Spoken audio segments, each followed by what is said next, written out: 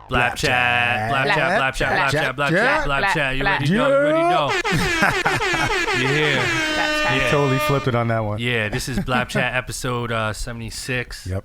Welcome back. It's been a minute. We've been, what, 2 weeks? Away? 2 weeks. 3 weeks? 2 weeks. You know what I'm saying? Busy, it's been a busy summer. You know what I mean? Like, we out here. Getting there's a lot going on. And shit. Getting a couple Beyonce placements. Traveling. You know what I'm saying? Let's get out the way. Let's get that out the way. Shout to my man, Boy Wonder. Shout to Jahan Sweet, Vinyls.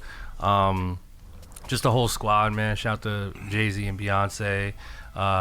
Really good album. Carter's. I had the honor and pleasure of producing on that. It's one of those, just when you're a music producer, that's like the goal. Right. It's like get on an album like that, and I just feel super humbled to have done that. So shout to everybody involved with the project. Drake, of course, Scorpion. Shout to my man Super Mario. Shout to JR Hitmaker. Shout to Taz Taylor. We did that joint called Blue Tint on there. That joint is fire though. Thank you so Yeah, much. you know what's funny about it, Ill? Because I can remember about a year and a half ago, I was like, "Yo, Ill, one artist. Who do you want? Who next year? Who do you want to get?" And who'd you say? Jay. You said Jay. Yeah, you said Jay. Yeah. So next for 2019, we're going Rihanna. We're going Adele. We're going Sam Smith. We're going Ed Sheeran. We're going Bruno Mars. Hey. Craig Cowman, let's go. Come on, let's do it. Come on. We got a couple things in tuck, but I'm just happy to be here, guys. I appreciate all the supporters, new and old. And if this is your first time tuning into BLAPCHAT, this is an all music production podcast. You know, we talk about music production, just creating music too. Like, it's not just for producers, it's really artists, singers, songwriters, anyone in the industry that's really just trying to chase their dreams and do what they love, you know, for the rest of their life. This is what we talk about. So shout to all you guys. This is episode 76? 76. BLAPCHAT. Yeah. Make sure you guys subscribe to us. Hit that subscribe button if you're on iTunes. Make sure you hit that follow on SoundCloud. Subscribe to us on YouTube. Just BLAPCHAT, all social media. We're here, but we're here with a very, very special guest, the homie. The You know what I'm saying? Like, man, there's so much to talk about. Long overdue. Gentlemen. Yes. Long overdue. Yeah. Let's give a warm round of applause to the great Wayno. Yeah. Wow, man. Get it. Yo, Illmind just called me great. Like, that's, come on. That's crazy, man. This guy's being super humble. Nah, last time we hung out was at our old studio. At the studio at RNG. Yeah, it was like 2 years ago. Yeah, that's a minute ago. Yeah, it was a minute ago. But we always have good talks, man. Always. Like you're such a, like, it's crazy because, like, me personally, because I like know. I mean, you and Alice have a history, but since we've met and, like, me following, like, how you're moving and all these great things you're doing, it's like I consider you an OG. But but I know you don't feel like one. Yeah, I don't. You know what I'm saying? You know what? And the reason why I don't is because it's like I still feel like that 18-year-old kid that was working in the mailroom just trying to get on. So it's like I still have that hunger within me. But a lot of people, I've accepted the fact that I'm an OG. You are. Right. I think I'm once you definitely start telling all your stories from back in the day, it's like, wow, you've been here for a minute. Right. And once your limbs don't start healing as fast as they used to, definitely OG. Do you remember the first time you heard OG and you were like, what? And then you, like, accepted it? Yo, I was kind of offended. Yeah. You were like, Like, what? the first time I heard somebody call me OG, I was like, dog, I'm only like 31. Like, you Right. call me OG, and then, like, I'm 35 now, so it's like, I'm like, yeah, you know, I'm getting up there. Yeah. Respect. But I think a lot of people don't really, they're not trying to call you old with it per se, but, like, you know, It's the respect factor. Yeah, that's what it Yeah. is. Yeah, the Respect factor. experience. you've been the around, respect. but not in the age format, but just like Yeah, this. I went through a few eras of music, so I definitely Yeah. consider myself OG. Yeah, like, so all the eras of music you've been through, it's like you have this, like, vast knowledge of music, just obviously being a music fan, Right. but now, you know, like, when you think about where you started and where you are now, let's dig into, like, where you started. So, Absolutely. like, I think there's some people out there that, you know, are familiar with, like, your very, very first start. So a lot of us we associated with, like, you know, Rock Nation, right? Yeah. Like, that was like Rockefeller at the time. Rockefeller, I'm sorry, Yeah, Rockefeller at the time. Sorry about that. Rockefeller, mailroom, Yeah, the internship. mailroom. So walk us through that story. Like, what got you to, like, apply there and like, sweat it out? Honestly, I mean, like, I seen the movie Backstage, this is around like 2000, I think, or 99. I seen the movie Backstage. At that time, I was like 17. And I was like, yo, I wanted to be in music. I'm like, yo, that was the moment I made a decision. Prior to that, it was all the movies before, watching Juice and seeing Q DJ, and I wanted to DJ. I wanted to rap, you know, because of Run DMC. I wanted to do everything. But I didn't know where to start. The stars kind of aligned for me. My mom was a job developer. I had dropped out of high school. And she was like, yo, if you're not going to go to school, you got to do something. And she got me a job interview. And, you know, she had been training me to get a job. Since I was a kid, I had a few summer jobs. I knocked out the job interview, and one of the places that they wanted to send people to were 825 Worldwide Plaza, which I had no idea what Worldwide Plaza was.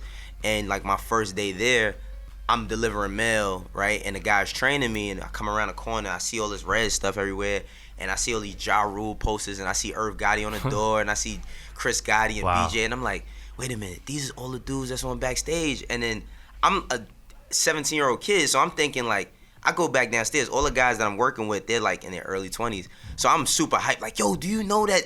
And they're like, yeah, this is the building that has all the record labels, like Def Jam's upstairs, Rockefeller. And I'm like, yo, you lying. So the stars kind of aligned for me, you know. That was my first. You didn't know what it was at first. Wow. I had no idea. You know, I had no idea. And because I was so young, I think everybody upstairs was a little bit more receptive to me because I was like the cute kid. Right. And Omi Ellie and Dara McIntosh, they ran Jay-Z's fan club, Fan Fam. Wow. And this is way before, you know, email invites and all of that. And this is magazine time. And they're sending out like T-shirts to kids and CDs for winners of the contest, and I'm just like helping them, like, yo, I'll do anything to help y'all every day, like, yo, I'll help y'all. Another guy, my man Buzz from Family Tree, which was Blue. Blue was the guy who I think he managed Outkast at the time. Yeah, so like I helped them out with mail. I would do anything I could to just like to be a part of something. You know? So what was like the driving force for you? Like, did it feel like you just, like you said, you just wanted to be a part of something, or did you already have at 17? Did you have like an end goal in mind? Like, man, I'm gonna be an executive, or I want to be an A&R one day, or were you just kind of taking it day by day? It just seems like you love music. I love music, but I just wanted to be one of the guys on the stage. Yeah. Like, I really wanted to be, because you know what it was when I watched Backstage. I watched that movie like so many times, and I kept watching Tata, and I'm like, yo, like Tata just looked like this regular guy that I could relate to. And he was just saying, like, yeah, like, we doing this, like, we managing, we on the road. And I just thought it was so cool that somebody I could identify with kind of had some of the idea that I thought I had. I didn't know what I wanted to do. I just know that I didn't. A lot of my friends were, like, getting into a lot of trouble at that time, like going to prison. I had a few friends who had lost their lives, like, being in the street. And I didn't really want to jump into the streets heavy. Yeah. I dibbled and dabbled, and it scared the shit out of me. And I didn't want to disappoint my mom. Yeah, I had already disappointed her by not finishing high school. So I just was like, yo, I want to do something so that she could be proud of. So that was my only goal at the time. Like, do something so your mama stop yelling at you. Exactly. And also something that's cool, right? Because, you wanted to be on stage and be a part of the music, and you saw everything that brung. Right. I mean, at this time, you know, man, I'm really showing my age. Like, internet didn't even, I wouldn't say the internet didn't exist, because I was buying sneakers off the internet in like 98 off a dial-up. It wasn't the social. Was it eBay? eBay. I was buying stuff off eBay, Shoe Trends, and this site called Vintage USA. It was like a bidding site. But you didn't have the social media aspect that connected you to people. No, not really. The most we had chat rooms, right? So like I would get into like the Yahoo chat rooms. Was that AOL chat? Yeah, Yahoo chat rooms. AOL was. At this time, I was more on the Yahoo chats, because Yahoo chats was lit. Yeah, Yahoo Messenger was lit. I was on there. Those chats were crazy. I was talking to people from all over the world on there. That shit was crazy. And then when you talk, like, I started looking into, because I was in the sneakers really heavy. I always been in the sneakers and clothes and stuff when I was a kid, and Nike Talk and being on those forums. Like, I used to be one of those kids getting the forums. We argue about sneakers, argue about basketball. I was one of those commenters, you know? Like the same guys of today, but, you know, I didn't have a platform for it. Right. And you were like waiting on the line. Yeah. Well, did you get the tent and make a tent? Listen, I didn't used to have to wait on the line. Light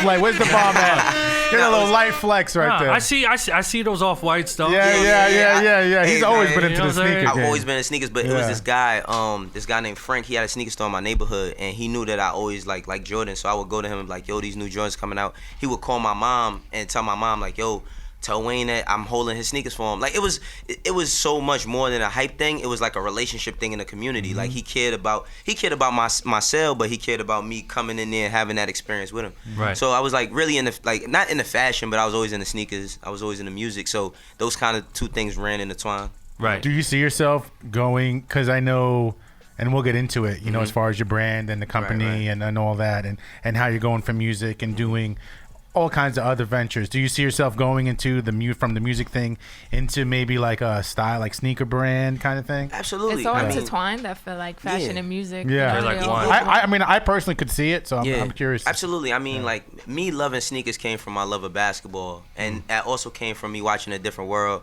and watching Fresh Prince of Bel-Air and seeing Dwayne Wayne with the Jordans on, or seeing Will Smith with the Jordans on, or, you know, then watching Michael Jordan dunk on people as a kid. So it's like, that's what my nerve really came for. Right. But I did some stuff with Reebok back in the days.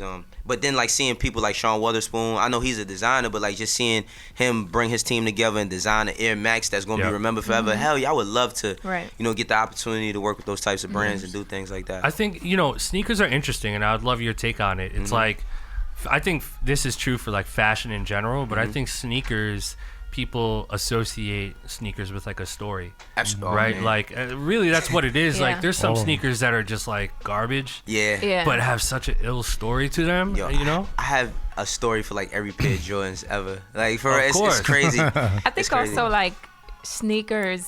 For me, I was in a fashion world for a long time. Yeah. And I also want to eventually create my own collection and design Right. a sneaker. Like, that's one of my goals. Right. I think sneakers also tell your personality. Yeah, You know what I absolutely. mean? Like, Absolutely. your swag Absolutely. and, you know, what you like. And Yeah. I'm always on my unique shit. I like wearing Yeah. shit that people like don't. Yeah, can't I do usually that get, too. Like, you know? I pride myself on putting something on and not seeing somebody else with it the whole Exactly. entire day. Yep. Like, I love that, you Yeah. know? And that just comes with timing more than anything. Because I'll get the same sneakers everybody else has, but I'll wear them like a year later. Yeah. Right. Are you the type to buy sneakers and never wear them, or do No, you no, wear them? I wear them, but see, the thing was, it was like, and I like the attention when I was a kid that I used to get from sneakers. So, you know, when they would retro something, and I had figured out on the internet that you could actually buy sneakers, I would go and bid on, like, I was buying my own sneakers since I was 14 years old. You know what I mean?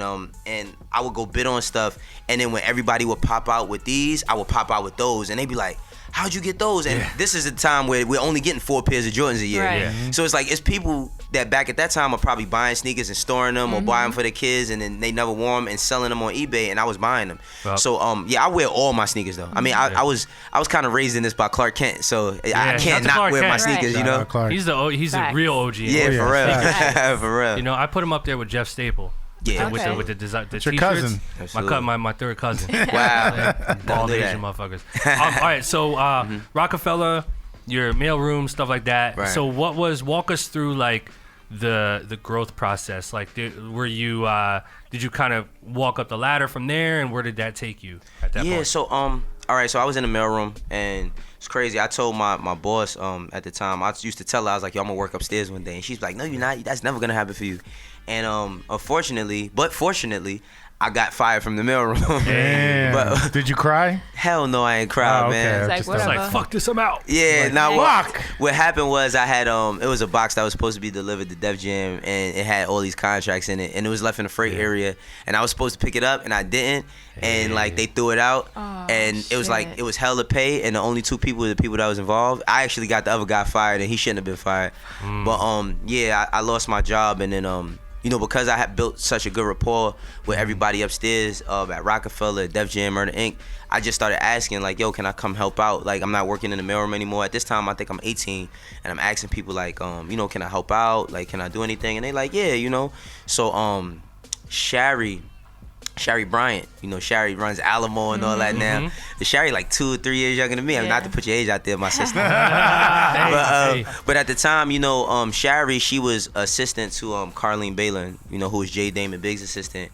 And I just went up there, and I was just like, she's like, yo, you know, I just need you to go get people's food. Right. You know what I mean? That's what I was was doing like, all day. whatever. I did whatever. Like, I would go get them sneakers, clothes, whatever they needed. You know, I was doing all of those things.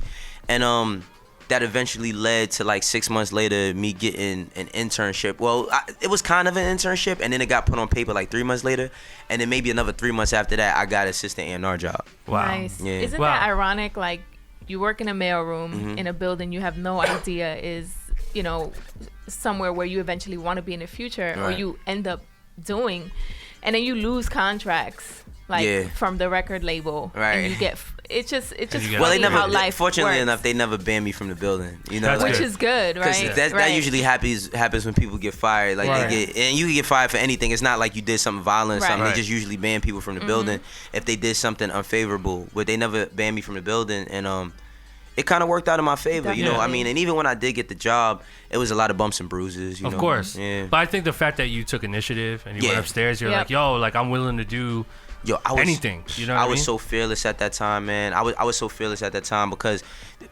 something had happened where I was like, you know, I was in the street a couple years earlier, and I got into like a really, really compromised situation that could have been bad for me, and I felt like, for what I was taking time to risk my life for, that ultimately didn't mean anything. And if I would have ended up losing my life or going to jail for it, what would I be? And how this? I didn't want to disappoint my mom, yo. That was it. And I was like, yo, if I could give that type of energy to something negative, if I could follow my dream, you know. So I just was like, let me just try to get in it. Whatever it is, I didn't care what I had to do. As long as it wasn't something that just demeaned me as a person, I didn't care what I had to do. And I think the best thing about it is that you had a lot of face-to-face interactions, and that's missing in today's day and age, right? Like, we talk about the social media and shit, and it was easy for you to face-to-face, like, I couldn't DM nobody. I couldn't DM nobody. But that probably worked. That worked in your favor. Yeah, and the fact that you got fired from your job, but the next day or next few days, however long it took, you said, you know what, I'm still going back to the building, I'm still gonna walk through the security entrance,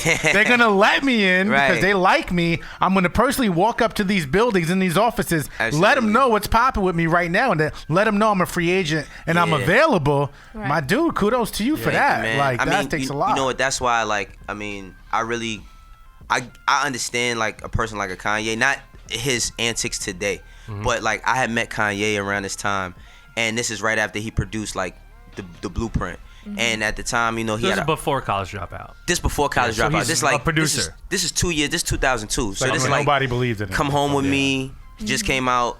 Blueprint just came out. You know, Cam and Diplomats, they running through running through their crazy. And I seen him. I knew who he was because he's a producer. I'm a credit guy, so I used to love to like get the I never listened to albums in sequence. Like, I used to get albums when I was a kid, and if I seen Neptunes, that's the first track I played. I did the same shit. If I seen Manny Fresh, first track, Swiss Beats, first joint I played. If I seen Dame Grease, like, I was going straight to it. So I asked him, I was like, yo, you Kanye West, right? I was like, you did all the stuff, and he's like, yeah. He's like, I rap too. And I was like, for real? And he rapped for me for like 8 minutes. What? And I'm like, well, I don't know what he thinks I can do for him, but like, that was kind of dope. But he rapped me like All Falls Down. He rapped like a lot of songs that ended up on College Dropout. But like, what I say, equating to like my journey a bit, was that he was willing to rap or do whatever, because that was on the 29th floor. You go to 27, he's doing the same thing on 27 in somebody's cubicle.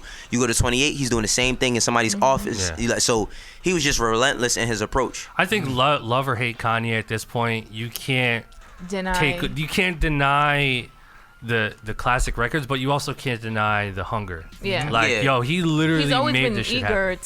to put himself out there. You know, I mean, I don't want anything to happen to that man, but if he was to leave this earth today, he goes down as the greatest entertainer, like one of the great. He's in there with Prince's and Michael Jackson's. I agree. Absolutely. And not just for one thing, you know. And regardless, I mean, a lot of people could agree, like, he's not their favorite person today, but my thing is let's appreciate what he gave us. Right. You know? And I think what he still gives us, for me, I liked his last album. Obviously, it's not College Dropout, but everybody evolves. You know what I mean? I mean, I'm not even the same person I was last week, so like, everybody changes. Exactly. What did you think of the album? Honestly, out of the 7, I really loved 4. I wasn't like, and I didn't hate the other 3. That's a good ratio. But that's not bad, I didn't hate the other 3. I just was like, I really loved like 4. Like, they were amazing to me, but the other 3 was like, these are cool. You know, but overall, it's good. It's better than what I thought it would be. What I would say is I'm surprised that he changed the album. Because remember, he said the album was different originally before the slave comments. I would have loved to hear that. Like, the original what that sounded like. Yeah. And I'm surprised that he changed it up. Because, you know, Kanye's on his, like, I don't really give a fuck. This is my art. And he's very sporadic, so. So sporadic. Do you have a favorite out of all the Kanye releases, the 7-song ones? Yes. I mean, my favorite is Daytona. Daytona? Yeah. That seems to be the... my favorite is Daytona, because the thing about Daytona, it just... We know that that's the one that was like really thought through and thought out. It was originally supposed to be King Push. Yeah. And you know, he probably was working. Me knowing Illmind, Illmind probably had 2 joints on there. Come on, Ab Live, where you at? Right. What happened? I sent you a batch. Right. I never heard back. But you know, like let me push. When you listen to that album, it's like the most like concise lyrics, and it's the most directed one. It's like a lot of the when you know now that the 7 was changed from Kanye, you kind of hear that a bit. Like, you kind of say, well, you know, I could hear how he probably wanted to go a different direction. Or you can even hear it in the lyrics. Like, even on Drake's album, when Hov references X passing away. It's like, you know that was done, 2 weeks ago? Right. You know, so it's like a lot of last-minute changes going to making albums. You know? Yeah. And you actually have a relationship with Push. So kind of going back on your journey, how was it for you to keep these relationships? Because obviously you had a lot of relationships at Rockefeller that you're still, you know, I still have today. So how did you kind of keep those relationships intact throughout the course of your journey? Well, when Rockefeller fell apart, I mean, when I was a part of Rockefeller at its like golden time era, whatever you want to call it, I really believed that. I didn't know it would ever end. I thought that this would never. This is why I did forever. Yeah, this is why I did silly shit like tattoo my hands and my neck all up and stuff. I'm like, I'm never getting a regular job, and I'm a 19-year-old kid, you know. But when Rockefeller fell apart, I didn't really have a lot of relationships because I was so young and I was doing so many great and amazing things and not really understanding business over fun, and I was just having fun. So when it fell apart, it was like nobody really needed me for anything. Right. You know, and my second go round, I just was like, you know, I actually met Push along the time I was managing Dave East.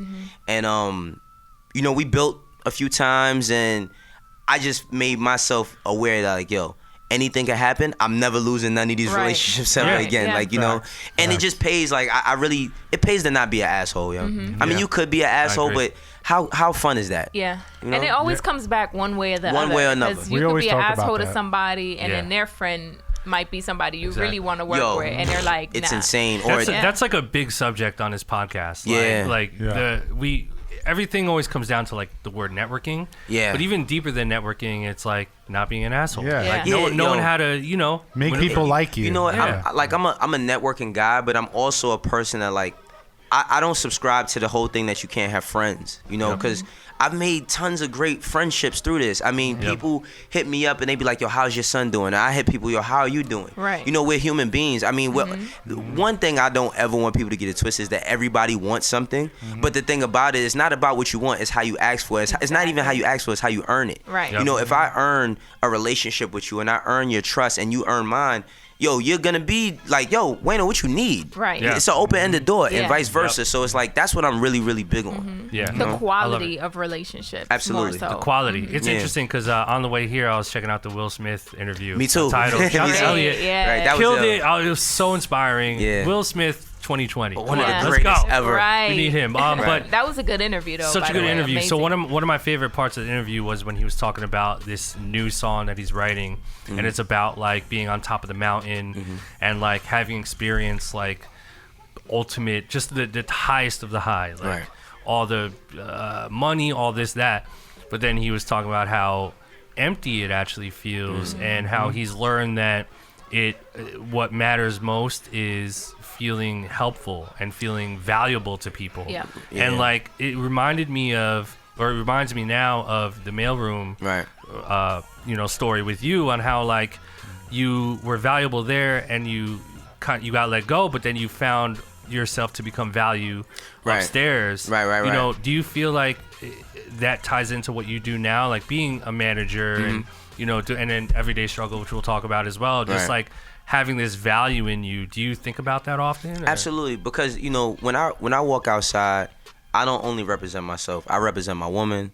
I represent my children. I represent my company. You know, I represent my faith. I represent a lot of different things, and that integrity is what keeps, you know, people wanting to know about you. What opens up the door to get you in a new room, because you'll always build new relationships. Like just this past week, I went to Atlanta, right? And you know, this was my first time I upgraded my seat to first class ever in life. Nice. You know, and what's crazy is I'm sitting on there and I'm reading a Bruce Lee quote book that I bought. That's tight. Yeah, I'm reading this Bruce Lee quote book that I bought, and this dude is asking me about, like, he didn't even ask me about the book. He just started talking to me, and then come to find out, this dude is like some high person that works for the San Francisco 49ers. And then he gives me his number, and then he's like, yo, send me that book. And then now we've been texting for like a week. And it's no, I mean, I'm not over a buck. Right, and I have no idea. I have no plan to do anything in football, but we never know, right? It's like the thing is that you've always got to give yourself an opportunity and a chance to understand that, you know, in order to live in this world, you have to live amongst the people. Yep. And it doesn't matter, you know, what a person's into, their personal preference, whatever, religion, whatever. A lot of things divide us. If you are not an asshole, I am your friend. Right. But I think you also are conscious, and I think everyone in a sense, especially in this industry, of, you know, the people who might want something from you. Right. You know, so you don't necessarily always give yourself to somebody until you feel that it's organic. You know, they don't necessarily want anything from you, because I'm sure you see people all the time that's like, Wayno, I'm very big on protecting my energy. Exactly. I don't feel like everybody's deserving of your energy. I don't feel like everybody is deserving of your service. Because you can't give it to everyone. Right. You know, that's why, honestly, like, I don't really ask for favors or opportunities until I'm ready, because I don't like to do things that are only beneficial to me. Yep. You know, like, if there's gonna be some sort of dialogue, and I'm a businessman, you know what I mean? I'm a businessman, but not like, I'm not the model of what you're not a suit and tie. Yeah, I'm not a suit and tie. So it's like I'm a real person, as far as, like, I like to deal with people, like, not only the tough guy, I'm real, like, I like to deal with people. So I remember one time I was about to work with an artist, right? And I hit Atlas up, and I'm like, yo, I got this artist I'm about to work with, and I think this about her. And then I'm like, yo, could I talk to Ill? And he's like, yeah. And I go to Ill's studio, and I'm like, yo, Ill, and I don't even play him a song. He's like, yo, just bring her by. Right. That that energy. That's the a lot of executives can't even do that. No. But that's based on how I've treated Ill and how he's treated me over the years. We haven't done a lot of work together, but that's just based on how we are as people. Right. We get to the business shit later. That's the quality of the relationship. Right. And then also too, not me and you not knowing, and you guys, like, not us not knowing that, like, 3, 4, 5, 6 years later, that would end up being like a thing. You know what I mean? Like, who knows what could happen 10 years from today? Absolutely. And it's funny because I used to be in the studio with Rico. Rico Beats, who actually fronted on us 2 times, but that's a whole other conversation. Shout out to Rico, though, man. I got a long pick with him. But back in the day when you guys used to work with another artist, out of Harlem, his name was like Dominic Lord. Well, Rico was working with him. I never worked with him, but Rico's working with him. Yeah. And then, like, now we doing an interview together. Right. Exactly. Yeah. You never know. You never know where the universe takes you, but that's what it is. It's about the quality of relationships, and I think, you know, we're always cautious in the industry because the world is so small, and sometimes you might not think that you'll see somebody again, but you'll definitely see somebody again. Absolutely. Exactly. You know It's interesting you say that. Actually, 2 things. One thing is going back to the relationships, and, you know, and Wayno, you know, we have a history, you know, with Dave, without Dave. And, like, I've told the story maybe one time before where when Dave was coming up, I don't even know if you were managing him at that time. I wasn't. You wasn't, right? So I was working. Did you hear the story? Did he ever tell you about the story? Yeah. You told me about it with the job and all of that. Yeah. So, like, one day I get a phone call, and it's Dave, and he's like, yo, I need a job. Right. And I know Chetty, shout out to Chesterfield and the whole squad. Anyway, I got Dave. I said, yo, the next day he came to Equinox. That's where I was working at the time. And I got him a job. And the next day he's up there folding towels, like, you know, cleaning the floors. And he had like maybe 100 SoundCloud followers at the time. Right. Man, Atlas was like Mr. Equinox. Yeah. This guy was pulling like fucking 50, like, you were doing record breaking numbers. Yeah, I definitely, as a salesperson, I was crushing. I was crushing. But even besides that, I want to talk about when you're talking about relationships, and then even before the everyday struggle thing, where we were talking about you kind of giving back to the people. And I used to love when you would do the free throws. Yeah.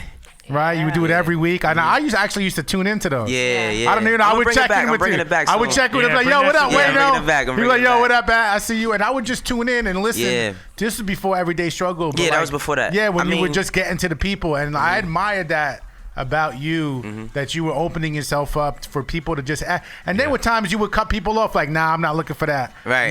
Nah, you're dead on that. Stop asking me that. No, but you gave yourself to the people where they were asking you like questions, and you would just give your knowledge. Right. And for that, man, that kudos to you, man, because I saw that and I was like, yo, you built like a little community. Right. I mean, the thing is that, you know, I got a team of people. Like, I understand that.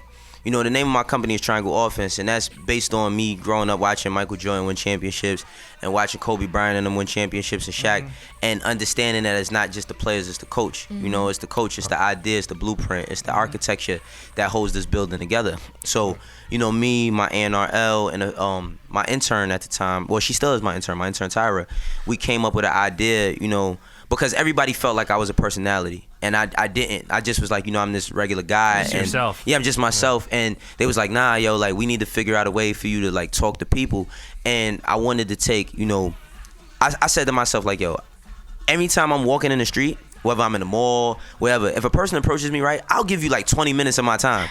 Like, I'm serious. I'll sit there and I'll talk to you about what you need to do, and I'll suggest shit and all of that. And I was like, you know what?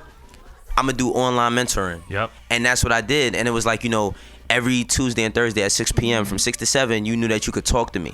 And that's when I really started to understand that I was somebody aside from just the manager guy. Yep. I was somebody that people seeked out to for guidance, because it was me watching, like, everybody from Dame Dash to Irv Gotti to Video Music Box with Ralph McDaniels, and, you know, Yo MTV Raps and Rap City with Joe Claire, all these different people that I looked to guide me, and I never had a device that could connect me to them. I would have only loved if I could have waked up in the morning at 14 years old and see what Jadakiss day was like on his Instagram. Exactly. You know what I'm saying? So it's like, being that I feel like, okay, or people are putting me in the seat of being one of those guys, I want to have a direct connection with these people, because when it comes to my brand, you know, I want people to be into it. And if I can bring you into it hands on, I don't have to, like, it's not a barrier between the people and myself. Right. What better way, you know? Exactly. What do you consider yourself? Do you consider yourself a manager? Because I feel like your journey has been so long and you've done so much. Yeah. You've managed Dave, you've worked with a couple other artists. Yeah. But you're also like you said, a personality. You're an influencer now. Yeah. Honestly, influencer is a good word. Well, I, in business terms, you know what, I like to call myself a creative. Okay. Because that covers everything. That covers everything. Because when somebody asks me, like, what do you do? It's like, where do I start? Because it's so many artists that, like, they're not signed to me, and I don't work with them, and I get them opportunities. Right. And then it's not just artists. I mean, I've been to NYU. I've spoken to NYU to some kids at a music program. I've spoken in my neighborhood at a community events. I've thrown community events with Reebok where I've given out 50 pairs of sneakers and free food. I've done so much, so I don't like to put the term manage. Like, management is just like, a lot of people in mainstream got to know me by that because I became a successful manager when I got Dave. But it's so many other things I do. Like, I have a label, you know. I have an artist, Daniel Munoz. He signed to Epic Records. I got another artist that's on my management team that just signed to Def Jam. I got a producer, Ness on the Beat, that does all A Boogie stuff. He did KMT for Drake. So it's like, I never want to put myself. Yeah, he's no joke. I'll bring him through. Let me know when. Let's get him on BLAPCHAT. Let's get him through. But I never want to put myself in a space, because I'm still that 17-year-old kid at heart that just wants to do hip hop, and just, I'm not doing none of this for money. Right. Once I started making money and I moved out the hood and everything, I really understood that I was like, yo, goals are really attainable, and it doesn't even matter what my bank account says. I really like waking up and people saying they enjoy the product that I help create. Yeah, and it's exciting. Just Absolutely. like you get the same excitement like when you were 17 in the mailroom. Like, and this is another prime example. We talk about this all the time on the podcast too. Like, how when you're not driven by money, you start making money. Yeah, Right. You know what I mean? absolutely. It's really funny how that works. Yeah. Yeah. I want to shift gears. Obviously, it's a producer podcast. Right. You manage some producers. Right. Ness. Buddha and Granz, Buddha and yeah. Granz. Shout out to the homies Buddha and Granz. My guys. They're BLAPCHAT alumni. I've been bugging them. They Yeah, got a you know, They got gonna do a it. room Those now. are my first clients. Buddha made me get into management. That's crazy. I love Shout Buddha, to man. Buddha. They got great they got guy. a room now at Engine. They got a room, so I've been, so I've been up in their Perfectionist room all neighbors. day. Right. Their neighbors and I shit. gave Buddha a beat earlier. Like Exactly. Lit. add something to that. I'll Yeah. see you later. Right. Shout to Can't front Buddha on and me Granz. anymore. They're beasts, man. So like they've had a really amazing like trajectory in the past few years, working with everybody. I mean, I feel like they're if you were an artist and you're looking for like, and you're in New York, like You gotta go through you them. have to go to You have Buddha and to. Granz. You have to. There's no reason not to. So Right. what's being like management for them and like, you know, talking about like the producer world, like what are some kind of like pointers you can give to upcoming producers in terms of how they should maneuver, you know, in the industry? Right. Well, I always tell the thing with producers is like it's so many more producers than it is art. I mean, it's a lot of artists, but it's so many producers. And the thing about producers, I always tell them like, you know, first and foremost, you got to know what your I wouldn't say competition, but you just need to be aware of the new sounds and what's going on. Now, you don't have to necessarily do the new thing that's going on, but I think that you should be aware. And the reason why you should be aware is because these sounds are kind of what dictates how our years are gonna go. Right. You know, it's like whatever's in is gonna show you or tell you where the business is at. And if you know, like, it's like watching game tape. You know, it's like if you know you made a mistake here, you know how to navigate around it. That's a good So point. first and foremost, I say that. But then secondly, I say, you know, always work on new sounds. Like, I always love hearing something that I've never heard before. I mean, I remember, you know, hearing Swiss Beats, right? When I was coming up, was one of my favorite producers. It still is today. But I remember the first time hearing Money Cash Hoes That shit and was how crazy. different it sounded. Like all of weird. I remember hearing, and I mean, this is later on with the Neptunes, but how the Neptunes went from doing stuff for Nori to doing the NERD albums, and how they changed and they didn't stay in one box. Right. I mean, the production is the foundation of music. Right. Nobody buys acapella albums. You know, so Right. Facts. so the thing is like, you know, first and foremost, like, being able to sacrifice is a big thing.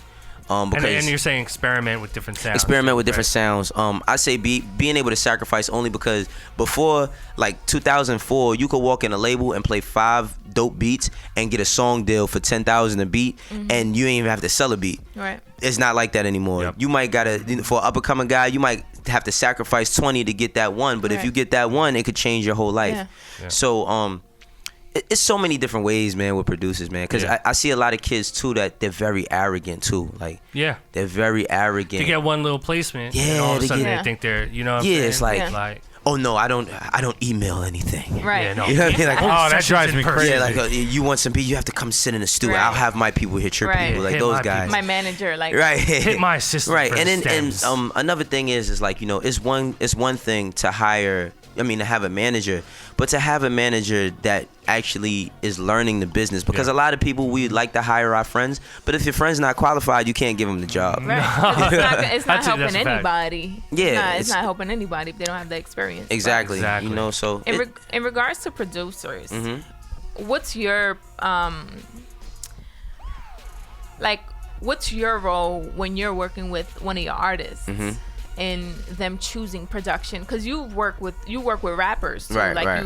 you work with Matt Patterson. That's Yeah, another yeah, artist you work with. He's like R&B. yeah, he's a singer. Yeah. So So yeah. as far as rappers, Mhm. you know how these rappers are. It's like they hear a beat, they get in the booth, they do their thing. Right.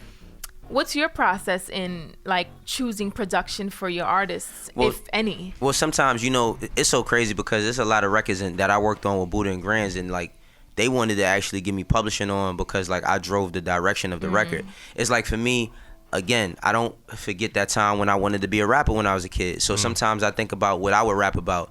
So I'll come to somebody with a whole idea like, yo, I was thinking about if we did a record like this. One of the records I could say for that was damn, what's the name of that song? What's the name of that Janae record that we did over for Dave? I forgot, but it was a Sending My Love.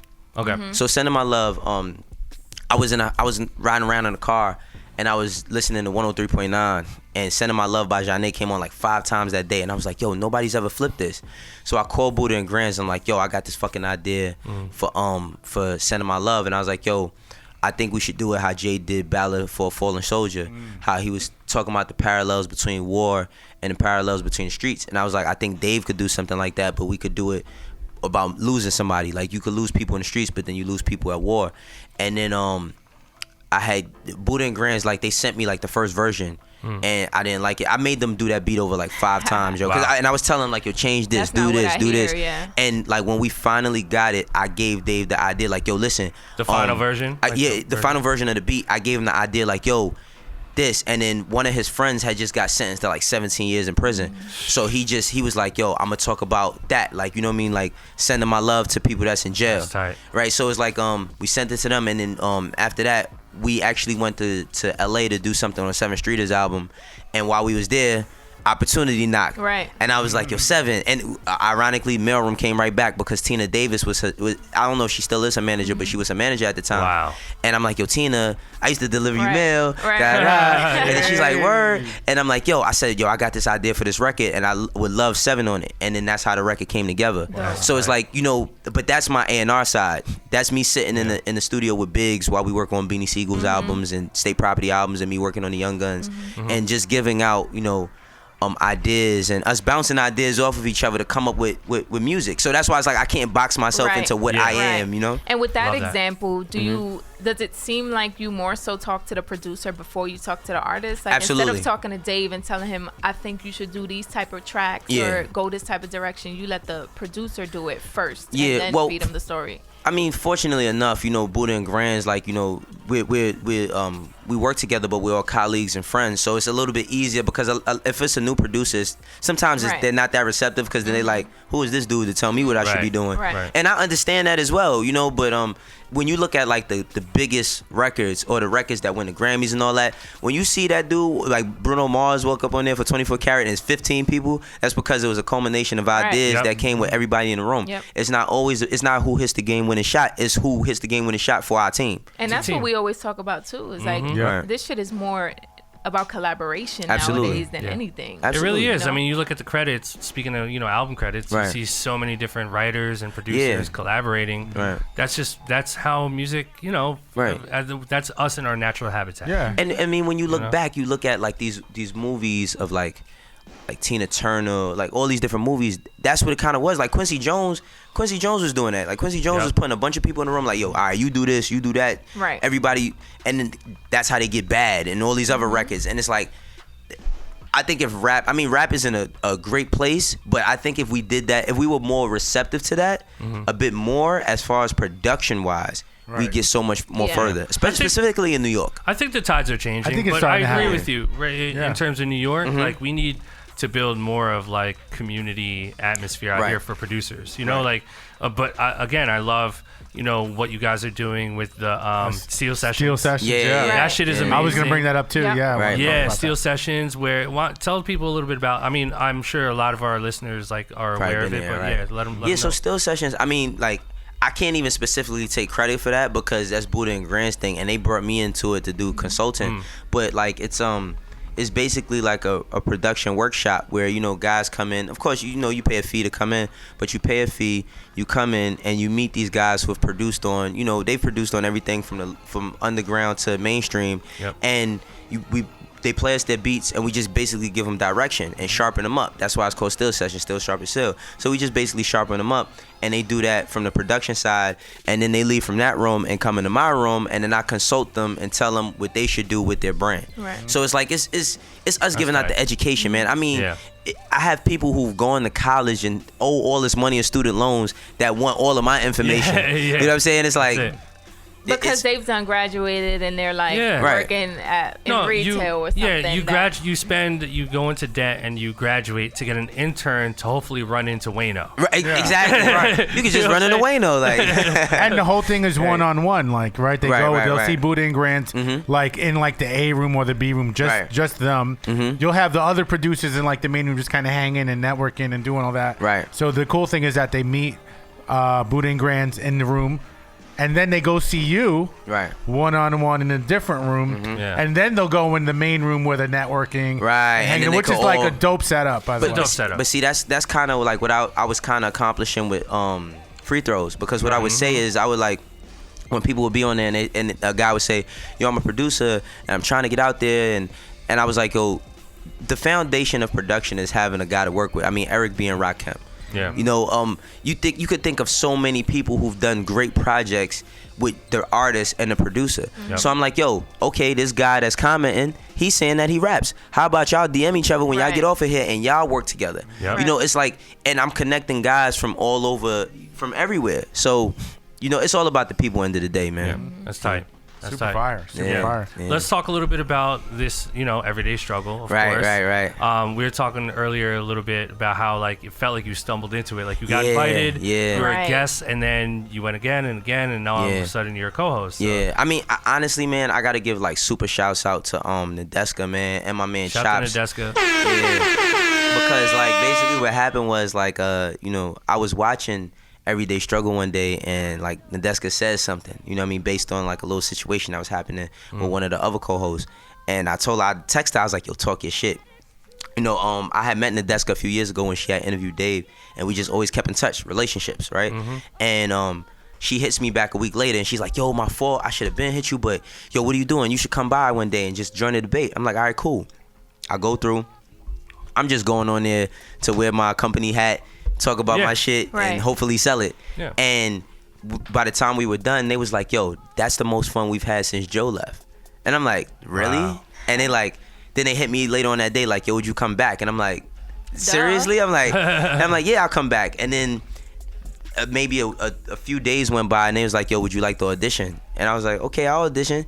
And then we did a few episodes, and then it went dark for a bit, and they hit me up and it was like, yo, we want to go in a new direction, and we feel like you'd be the perfect person to be on here with us.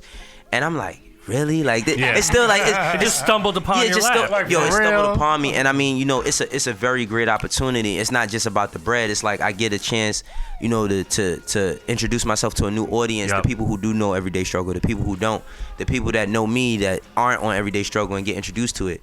So it was like, it's just really dope, man. I'm very grateful to Complex, and everybody, the whole entire staff, for having patience with me, because it's a new thing, and I'm the guy that advises people what they should do when they're on camera, and now I'm a guy on camera, so and it's interesting, the shift, because you have all these relationships in the industry. Everyone's known Wayno for years and what you've brought to the table, but you've kind of been behind the scenes in a sense, and now like you're on camera, your brand is more prominent because you're on TV. So what was that transition like from being behind the scenes as a manager, because everyone knows you were working with Dave, and what happened with that, like you and Dave? Well, we because you guys were I mean, like, basically what happened is in this game, like, everybody has like their thing that they want to do, and ultimately our things that we both wanted to do weren't matching up.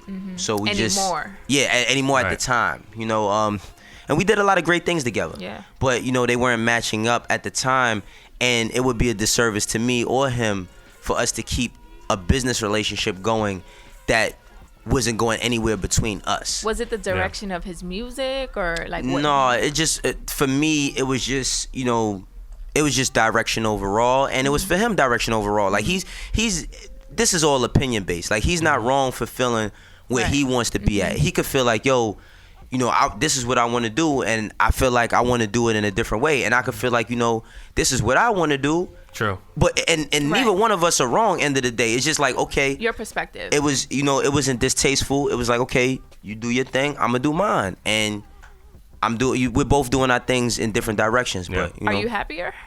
Am I happier? I'm not gonna speak on that. Okay. Yeah, I'm not gonna speak. Because now it's like, again, you're like in front of the camera. You're and making I your mean, brand that never more was my prominent. intention, though. You know, and that's the thing. It's like I don't want people to think that, you know, certain things didn't happen because I just wanted to be on the camera one day. No, definitely. Like that never was my my goal. The universe just aligned that for you. Exactly. Yeah. I never I used to hate. I wouldn't say hate because that's how I found one of my artists. Like, I was in Walmart and the kid I met, Daniel Munoz, he came up to me and he was like, "Yo, I know who you are. Yo, I'm a big Dave East fan." And he was like, "Yo, could I sing you some music?"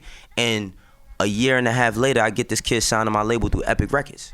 Wow. So, you know, I never really wanted to be on camera, and I don't want people to think that, oh, Wayno, he doing all this now because he never really wanted to be Dave manager. Right. He just wanted to be on camera. You know, I had a direction. Nothing I've ever did was really planned out. And that's what I was Yep. gonna say. Everything has kind of fallen into your lap from you know, your mom making you apply for a job. You ended up in the mailroom upstairs, getting that position. Well, Even finding your artist. I feel like absolutely. that's the nature of the beast. Right. I mean, Absolutely. I don't think any of us knew where we would be now, and Right. we have no idea where we Right, will be Yeah. 5-10 years from now. And I think for myself, it's like, I believe in the universe, man. I believe in karma. I believe in all of these things. And I feel like, you know, for myself, a lot of my new direction of my career has come from me just believing that I will always be something. Like, I can honestly say, I'm 35. Since I was 4 years old, I always felt like I would be something. I didn't know what it was. I thought I would be a basketball player. I wanted to be a fucking a astrophysicist at one time. Wow, That's tight. Yeah, for real. It's mad different thing. I mean, that's why. Did you try producing at all? I Like, you ever did think about it? like a little bit, cause you know what it was. It was like I just was always shy. I tried rapping. Yeah. I tried producing.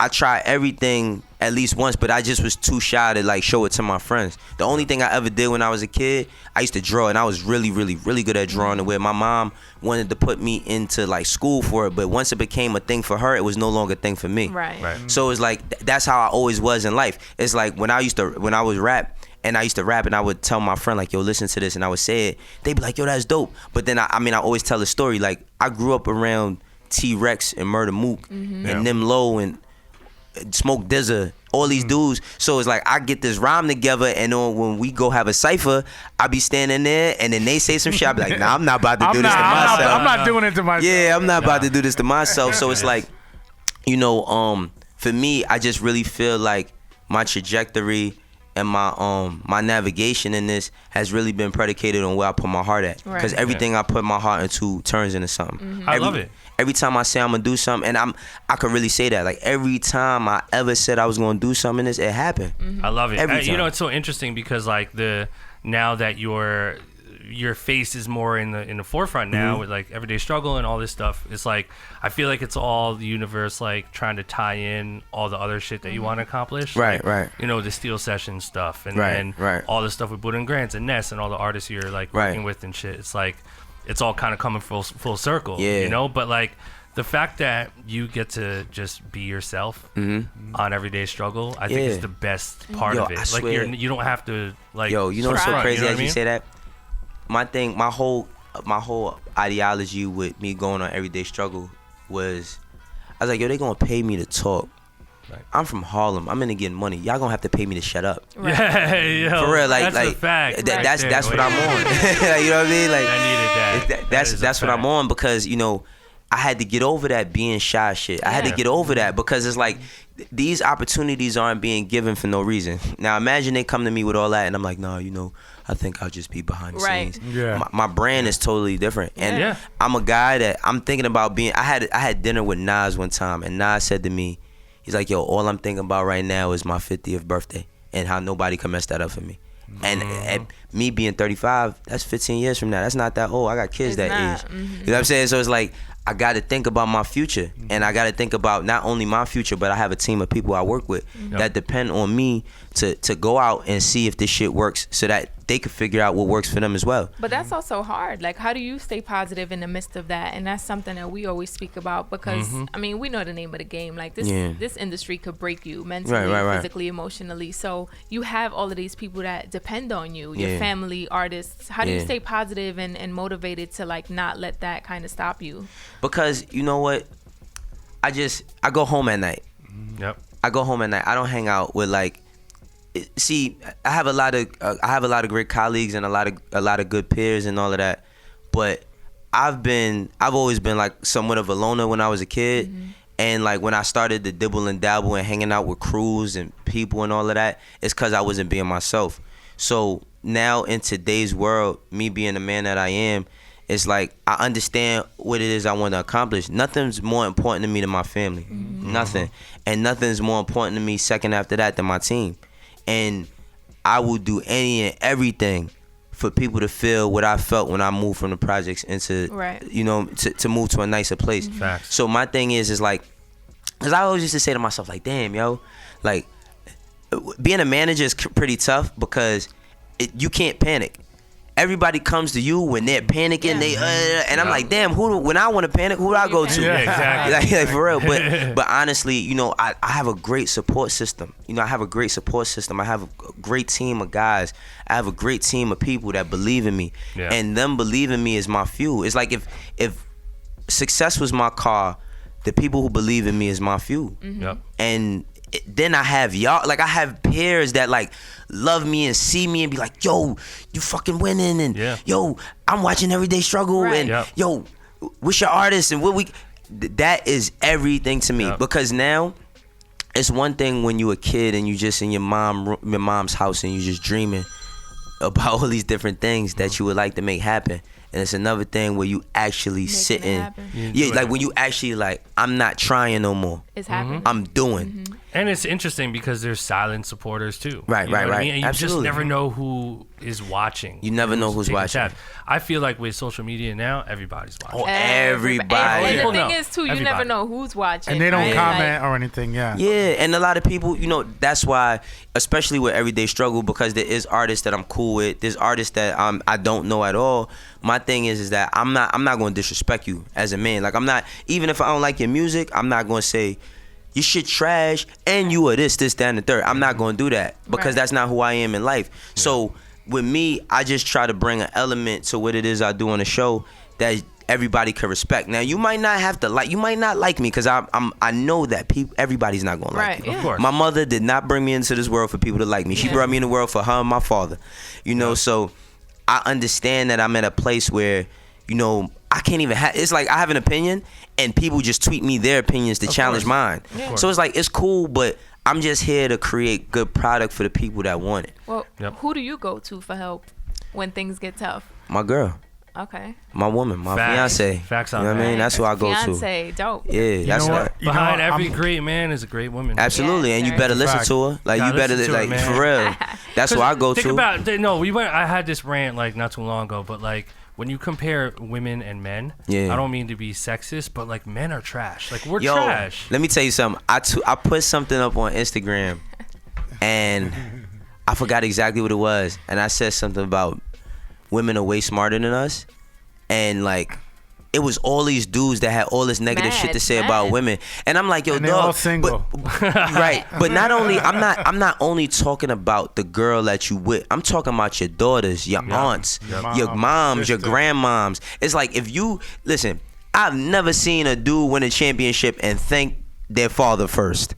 You know what I mean? Like never, ever in life. And I know disrespect to the father. No disrespect, because I'm a father. But the thing is that women, that's your first teacher.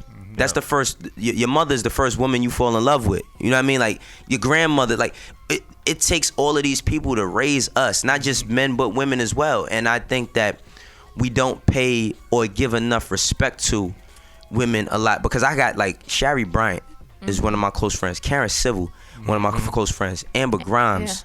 I mean, I could go on for days. I got Lola. You know what I mean? I got so many women in this game. Angela Yee that.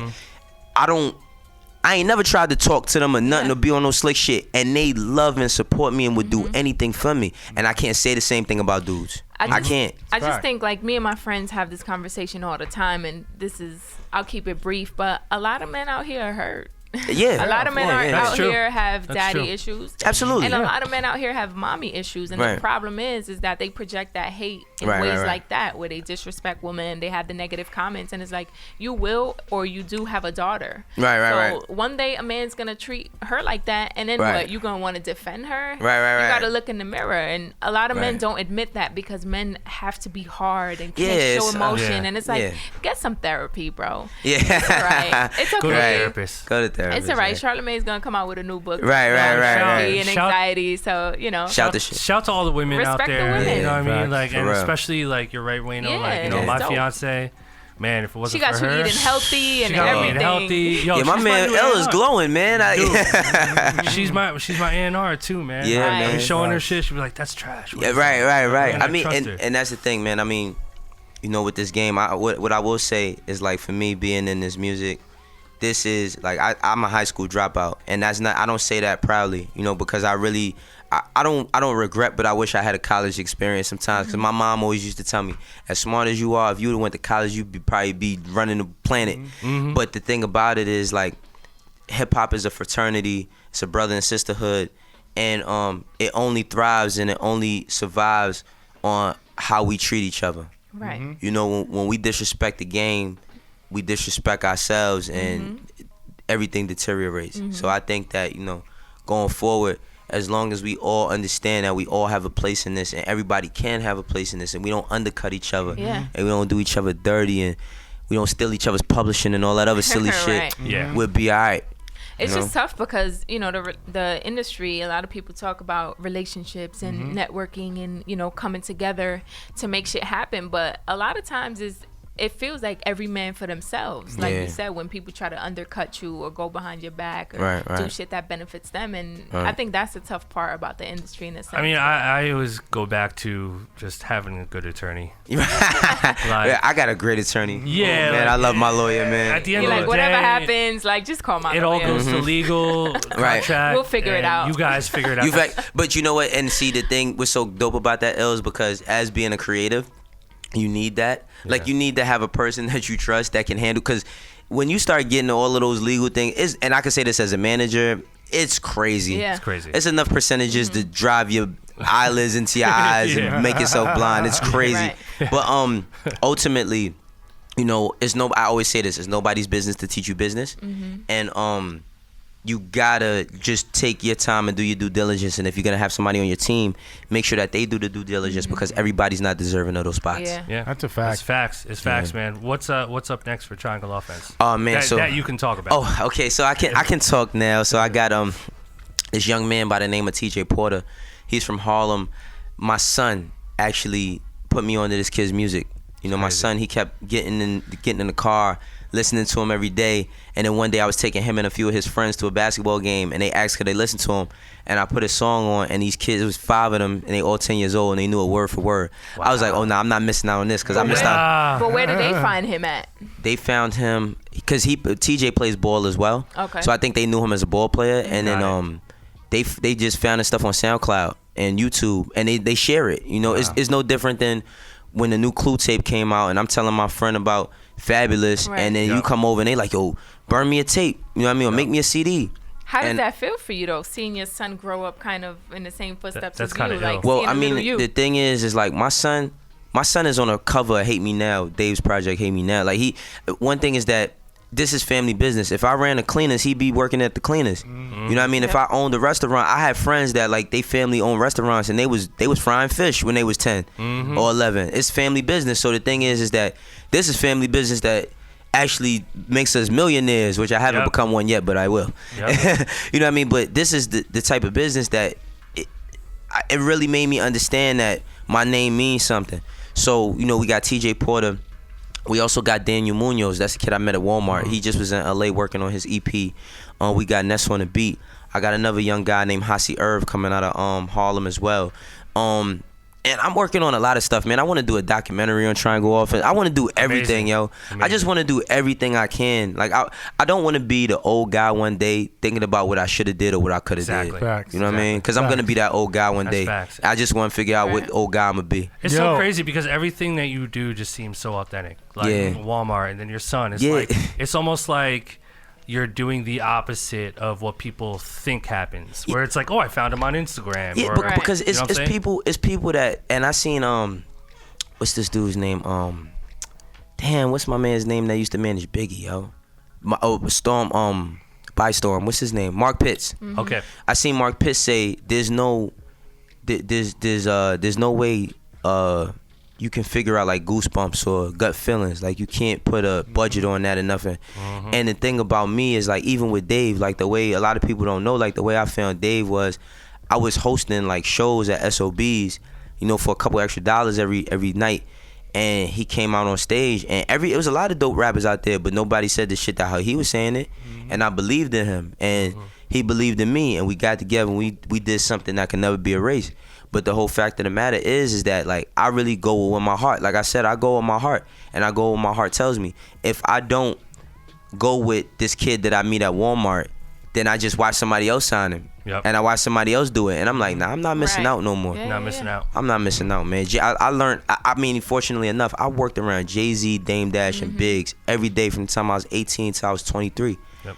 A lot of shit rubbed off on me. You know what I mean? So I'm not lacking with this no more. Nah. Yeah, I definitely want to first thank you for coming on the show, Wayno. Like it means a lot to us, and thank you for having me. You know, if in 5-10 years, what I see for you is I see really big things for you, bro. I see you like, you know, either being the next guy, you know, like the next Triangle being the next either like Cash Money or like you being like a Irv or like you being the VP of some big major. Like I just see you just like the sky is limitless, man. I'm so excited that I know you and to see you grow from when I first met you even till now. Yeah. And I can't wait within the next few years, man.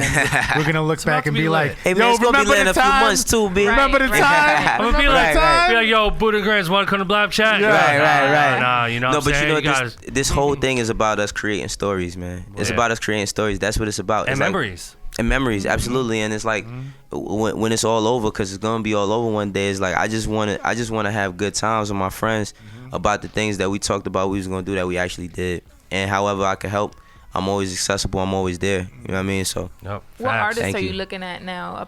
Upcoming artists from New York. Upcoming artists from New York. Anyone excites you? It's shit. All of them is signed. Like a lot of them is signed. It's another kid by the name of Little TJ. He's pretty dope. You got 22 G's. He's coming from out of Brooklyn. You got the kid. What's this kid's name, man? Leaky Bands. You know what I mean? Leaky Bands. He's from LES. Of course, my artist TJ Porter. I gotta plug him. But it's a lot. The thing about it now is I've seen more artists now than I've ever seen in life, and all of them could get signed. That's the crazy thing. It's so many of them. I like the kid YBN Corday. Yeah. Corday's from Maryland though. He's fire. He's from Maryland. YBN Corday he's amazing. I actually got a chance to talk to him on FaceTime, and like you guys should bring him to the show. Oh, I would love to, man. I would love to. The thing about Corday is like, and I like Namir a lot too, and I like Almighty J. I think that they all do something different. And it kind of reminds me. I'm not comparing it, but like remember how with Cash Money, how we had Wayne and we had BG, and you had Turk, you had Juvie, and they all did different things. They was from, I mean, they was all from one place, but they had different sounds. And my thing is like I love to see these young guys coming up, you know, because a dude like YBN, the YBN Collective, they're building their fan base in three different ways. I mean, you got Almighty J messing with Black China and all that. Yeah, it's then crazy. You got Corday on the super hip hop tip, and then you got Namir like kind of head in the front, but Namir really reminds me of Eazy-E with his delivery, like the way he says words, and you know, and on some kind of trap shit. But he's from Alabama, so like the same way the sky's limitless, like music is limitless at a point now too. It's a lot of young guys that I like to see. It reminds me of the ASAP. Where absolutely. Like, oh shit, it's a crew, and I just hope that they don't jump, because ASAP, man, I just wish he would have jumped into music a little bit more than fashion, but you know, because there's so many. I think he did, but I think after a couple years. It's like Nas. I want to hear some new Nas shit, man. Nas was so dope, but he's like, Nas is like creative directing all these different fashion shows and shit. Yeah, it's I like think Nas and go ahead. Yeah, I was just gonna say, it's like we said earlier, like you never know what the universe will never end up. You know what I'm saying? Right. But you got like Addy's working on music. Yeah, you got Addy. 12V's working on music. Absolutely. I fuck with 12V. Yeah, 12V's dope. Yeah, 12V was mad at me, man. Why? Because I was on Joe's pull up, and I said they said that 12V.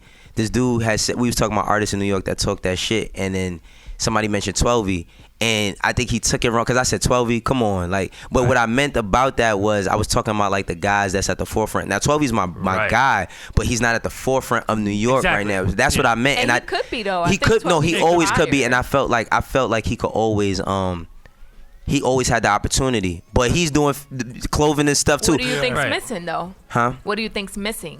Like for records, artists like just him. making records. I think, and 12E, I love you. Like, let's not get twisted. You my guy. But I think for a lot of guys in New York, because we're so heavily based on rapping and being able to spit, and I mean that's not a bad thing. We pride ourselves off it. Ironically, the dudes from Atlanta love that from us. They love that. They hate when we try to jump into what we do. Well, I mean what they do. The problem with guys in New York is that they don't make any records. They don't make any records, and all their music is just one part of the day. It's like y'all all just tough all the time. So nobody loves their mom. But I think, nobody had a cat that they love. You know what I think the problem is? Sorry to cut you off, but I think it's so important. I think the reason why they're not making records is because they're not allowing for themselves to be produced. Yeah. Right. That's the issue. And because I was gonna say that too. Is like the production aspect of it. Right. One, the production aspect of it, and I think two is the team. Like you need a team around you to be like try this, try that. And I think a lot of New York artists have that like rap mentality. Oh, I got this. Like, give me a beat. I think that's a lot of New York because I think New Yorkers are seen as like, we rap. This is where hip hop originated. Like we gotta write our own shit, but sometimes you do need to be produced. Whether you're a rapper, a singer. Absolutely, you definitely need to be produced. And I think, like I said, before, man, you just gotta respect the producer, man. I mean, facts. Like you gotta respect the producer. For me, if I was an artist and I knew that I spent like, if I bought $2,000 jeans and I could get 100 free beats from my producer every month, I would rather just give him 2 G's for his pocket and just wear some regular jeans until I get on. Dude, I get so happy like when I watch when I watch like Ebro and like Joe on the podcast and Everyday Struggle and all you guys' stuff. It's like anytime any of you guys mention production, I get like a kid. I'm like, oh my god, what are they gonna say? Who they gonna shout out? Because like it's still like kind of like a nerdy thing in a way, where like if you know production, because most people still don't know. They don't. Right. You know what I'm saying? Like, it's so crazy because I feel like, and this is not just for without Pharrell, I feel like I'd be nothing. And I'm not even a producer. Right. Like, but I'm just talking about like his sound and direction and just his brand. And even with Swiss Beats, I mean the beats that these guys made, that the Locks would get on, that got me through some of the toughest times of my life. And it's like without that beat, what is the song? The song don't even like Havoc. Like, did you read that article where he sampled a fucking stove turning on for his hi-hat? For Quiet Storm, I think. That's crazy. It's crazy. Shout out to Havoc. Wayno, thank you for joining us, Thank you man. for having me, This was amazing. Facts. Yeah, man. Good luck with everything going on. And like, Thank you, my Alice brother. pretty much wrapped it up. Like, he said everything I wanted to say. That and wine, we wanted to probably. say. But it's gonna be really, really amazing to like watch Triangle Offense and all this shit you're trying to accomplish like actually happen. Yes. Shit is amazing. It's really Thank fun you, to man. watch. So round of applause for Wayno. Thank you, man. I'm ready Appreciate that. to see what Till next time. 2016 is looking like. Yeah. We out. Shout out to Later. Wayno. We out. Peace.